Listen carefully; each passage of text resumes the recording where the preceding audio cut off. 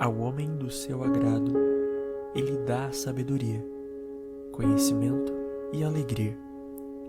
Mas ao pecador, impõe como tarefa ajuntar e acumular para dar a quem agrada a Deus. Eclesiastes, capítulo 2, versículo 26. Louvado seja nosso Senhor Jesus Cristo, para sempre seja louvado. Caríssimos, mais uma vez o autor sagrado apresenta seu desengano, sua desilusão, diante da finitude das coisas, diante daquilo que não permanece, que não é eterno. A questão que se apresenta de modo muito claro e decisivo neste momento é a seguinte: o que supera o desengano? O que supera essa desilusão? As alegrias? Os bens? As multidões? Bom, isso superaria desilusões cuja origem viesse desses mesmos elementos. Acontece que a desilusão humana, este grande desejo que não cessa, tem origem no próprio Deus. Então, este grande desejo somente encontra resposta no próprio Deus. Isso o próprio Catecismo da Igreja vai nos apresentar de modo muito claro ali nos primeiros 30 parágrafos, mas nós ainda não precisamos recorrer a eles para compreender a grandiosidade deste mistério.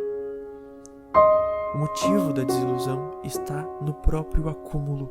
O motivo da desilusão está na essência daquilo que se busca. Quanto mais se ajuntam tesouros terrenos, com aspas enormes nos tesouros, mais insatisfeitos permanecem os nossos corações. Há em nossos corações um desejo extraordinariamente grande, que tem o exato tamanho de Deus. Somente o próprio Senhor pode preencher o vazio dos nossos corações, e jamais algum bem, e jamais algum sucesso terreno, e jamais alguma tarefa será capaz de satisfazer esta vontade tão grandiosa. O autor sagrado hoje, a partir deste versículo, apresenta uma situação de dualidade. Diz que ao homem do agrado do Senhor se concede a sabedoria, o conhecimento e a alegria, mas àquele que ataca a vontade do Senhor se impõe a tarefa de ajuntar e acumular para dar a quem agrada a Deus. E qual é o sentido disso? Para que a gente compreenda, vale a pena recorrer a um exemplo histórico. O Império Romano foi um dos maiores em extensão e domínio cultural. Tanto que ainda hoje, muitos anos após a sua extinção, nós nos utilizamos de elementos que fundaram as bases daquela civilização. O nosso direito, por exemplo, tem grande parte de suas fontes naquilo que era praticado no Império Romano. E uma das formas que o Império Romano utilizava para estender o seu domínio e fazê-lo mais sólido era se aproveitar ao máximo da cultura daqueles que eram subjugados.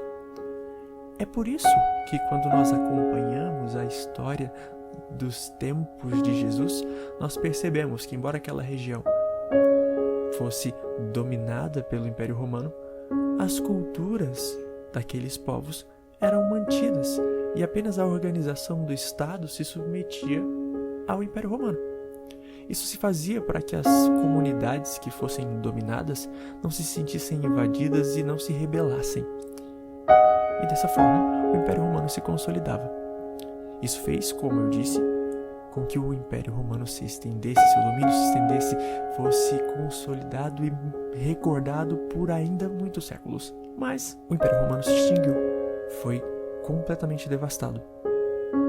No entanto, uma outra instituição, nascida séculos e séculos atrás, permanece firme e sólida, e fundada sobre bases completamente distintas. A Igreja nasceu a partir da experiência de 12 apóstolos que, atentos à palavra do Senhor, romperam as barreiras de sua humanidade e fizeram a vontade do Senhor. Os apóstolos testemunharam Jesus Cristo vivo. O resultado desse testemunho somos você e eu. Afinal, nós somos a igreja militante que aqui permanece. O que é que diferencia o Império Romano, que no alto de sua imponência foi derrubado,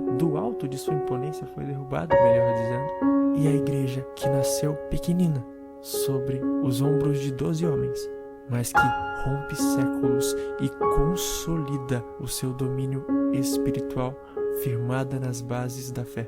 O que diferencia essas duas instituições é justamente as bases sobre as quais se firmam. Os empreendimentos do ímpio jamais vão prosperar, porque não tem no Senhor o seu centro. Por outro lado, as bases que mantêm de pé as estruturas sobre as quais caminha, sobre as quais se levantam a palavra, a fé, a verdade do Senhor, sempre prevalecerão, sempre permanecerão. Se nós chegarmos hoje a muitos lugares e perguntarmos o nome de alguns imperadores romanos, talvez um ou outro serão lembrados, mas não o seu tempo histórico, não aquilo que disseram. Agora, se nós perguntarmos o significado de uma cruz, o sentido de uma cruz, com certeza uma infinidade de relatos teremos. O que nos mantém de pé, o que nos mantém firmes, caminhando, não são as experiências terrenas, mas a nossa pertença ao Deus infinito e eterno. Nós temos o penhor da vida eterna, que é a vivência sacramental, a vivência eucarística. É o Cristo vivo que nos mantém de pé. Nós passaremos. Sim, nós passaremos. Mas Cristo, jamais. Bom, este foi o meu versículo preferido. E quanto a você, qual versículo mais te tocou hoje? Comente aqui abaixo do vídeo, deixando a sua reflexão. Não se esqueça de curtir este vídeo, compartilhá-lo e também se inscreva no nosso canal se você não é inscrito. Se já é inscrito, pode integrar de forma ainda mais precisa e sólida esta família a partir de sua contribuição como membro. Amanhã nós continuaremos. Fiquem com Deus e até breve.